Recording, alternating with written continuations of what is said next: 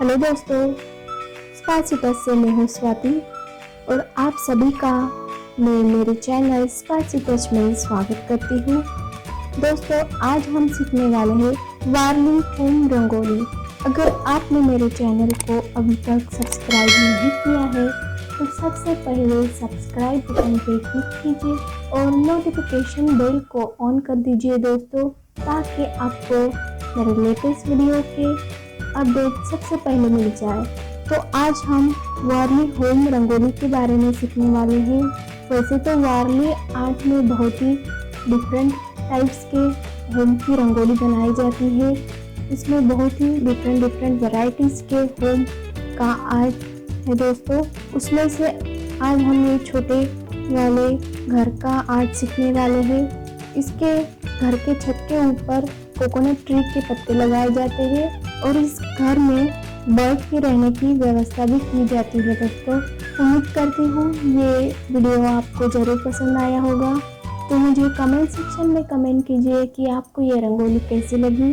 साथ ही मेरे चैनल को सब्सक्राइब कीजिए और लाइक और शेयर भी कर दीजिए दोस्तों। और नेक्स्ट वीडियो आने तक वेट कीजिए।